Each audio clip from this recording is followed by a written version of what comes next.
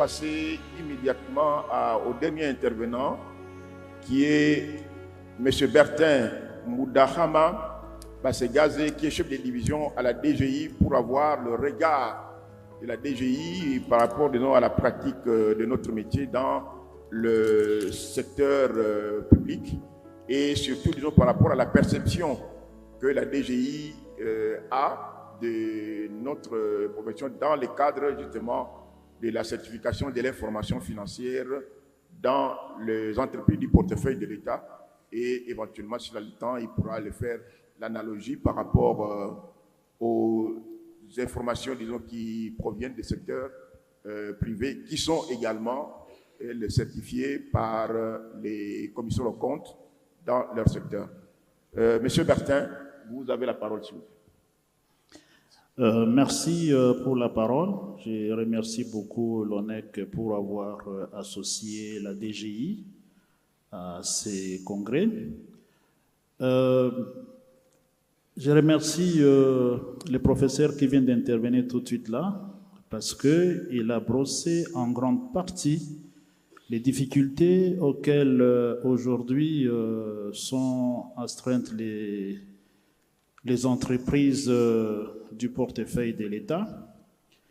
Et je ne vais pas faire des redites, mais à mon niveau, je vais plus parler de l'expérience de la DGI vis-à-vis des informations financières qui lui sont transmises et émanant de ces entreprises de portefeuille.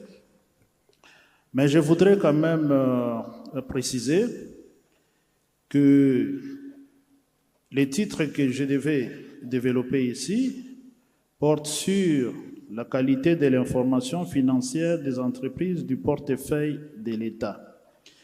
Mais là, il y a lieu quand même de faire un distinguo parce que avec ces titres-ci, on risque de mettre tout le monde dans le même panier. Et là, je voulais quand même préciser qu'est-ce qu'on entend par une entreprise du portefeuille de l'État. En fait, d'une manière brève, une entreprise du portefeuille de l'État, c'est une entreprise dans laquelle l'État détient la totalité du capital social, où l'État a une participation. Donc, quand l'État a une participation, cette entreprise-là passe sous la tutelle du ministère du portefeuille. Mais là-dedans, nous avons maintenant ce que nous appelons une entreprise publique. Une entreprise publique, au terme de la loi portant transformation des entreprises publiques, établissements publics et services publics, une entreprise publique, c'est une entreprise dans laquelle l'État détient la totalité du capital social ou la majorité absolue de ce capital-là. Et là, vous avez les sociétés d'économie mixte et puis vous avez des entreprises où l'État est majoritaire ou bien il est associé unique. Alors, au niveau de la DGI, nous avons constaté effectivement des difficultés au niveau de ces entreprises-là qui ont fait que l'information financière qui est portée à la connaissance de l'administration fiscale n'a toujours pas été fiable.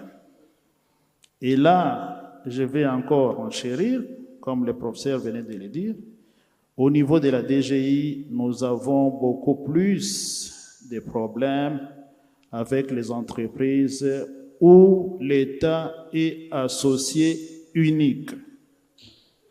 Parce que, avec les entreprises d'économie mixte, il y a un contrôle mutuel, chacun contrôle ses intérêts, mais pour la catégorie que je viens de citer, et c'est là où nous avons beaucoup de problèmes.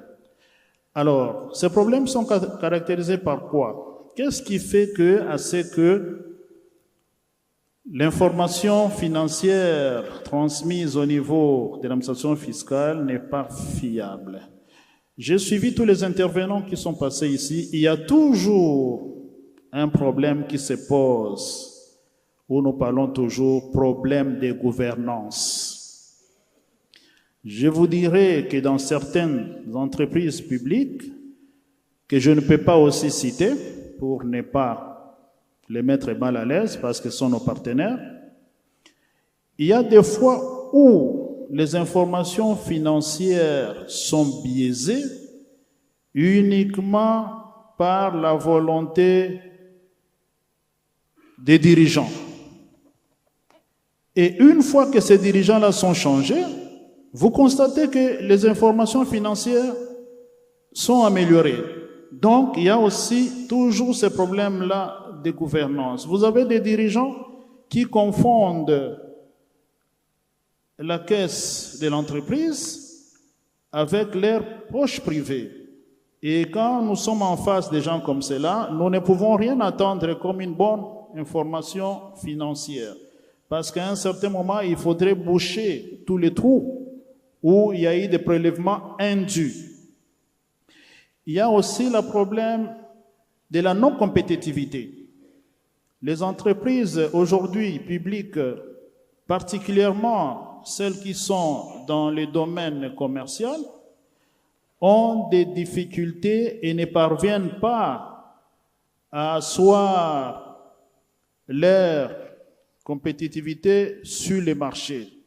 Bien sûr, il y a des raisons internes. Vous avez peut-être les outils de production qui sont vieillissants, tout consort, etc. Mais qu'est-ce qui se passe? Qu'est-ce que nous avons constaté au niveau de la DGI?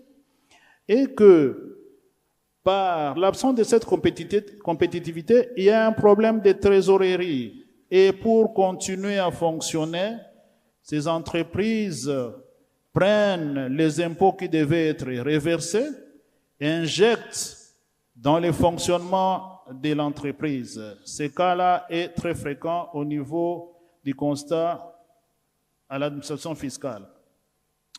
Vous avez, je ne vais pas aller très loin, vous avez aussi des contraintes de fonctionnement de certaines entreprises, parce que nous avons approché plusieurs entreprises pour comprendre pourquoi il y a toujours des redressements.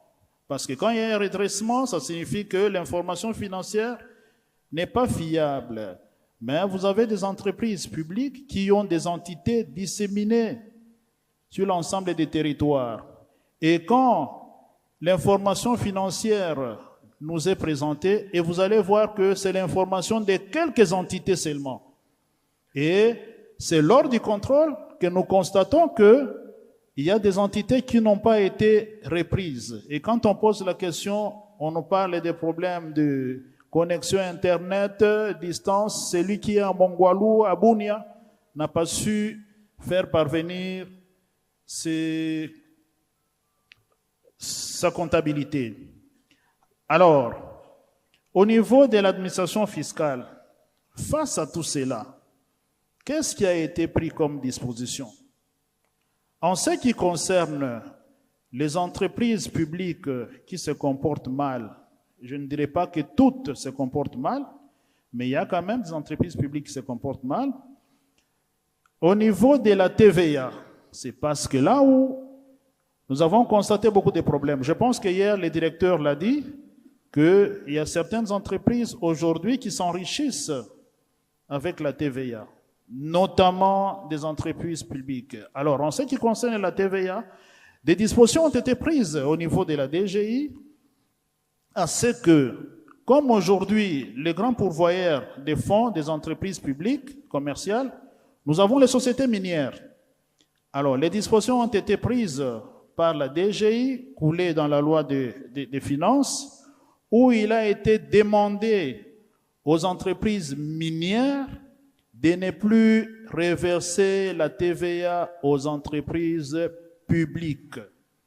Bien qu'elles soient facturées, cette TVA-là, elle est retenue et puis elle est reversée directement au Trésor. Donc, l'entreprise publique a l'obligation de venir faire valoir sa TVA. Voilà, ça c'est une des dispositions qui a été prise. Quelle autre disposition qui a été prise? C'est aujourd'hui, avec les partenariats que nous avons avec l'ONEC, c'est de ne plus accepter les états financiers qui ne sont pas certifiés. Et cette année ici, ça a été une année test où nous avions mis en exergue cette obligation. C'est vrai qu'il y a eu plusieurs ratés, dont les professeurs viennent de citer tout de suite là, mais c'est quand même une mesure qui est phare, qui permet à ce que même les entreprises publiques qui sont concernées fassent certifier leurs états financiers. Je vais citer par là en disant que il y a l'obligation normalement au niveau de l'État à ce que ces entreprises publiques déposent leurs états financiers au CPCC, au Conseil supérieur du portefeuille et à la Cour des comptes. Mais pour votre information, nous avions consulté le site internet du Conseil supérieur du portefeuille pour les états qui ont été déposés en 2022 pour l'exercice comptable 2021 sur un échantillon de 20 grandes entreprises publiques. Aucune de ces entreprises n'a déposé ses états financiers au Conseil supérieur, au CPCC. Et 8 seulement ont déposé au niveau du Conseil supérieur du portefeuille, mais la quasi-totalité a déposé, 8 seulement ont déposé à la Cour des comptes, mais la quasi-totalité a déposé au Conseil supérieur des portefeuilles, par peur seulement de la tutelle. J'ai dit et je vous remercie.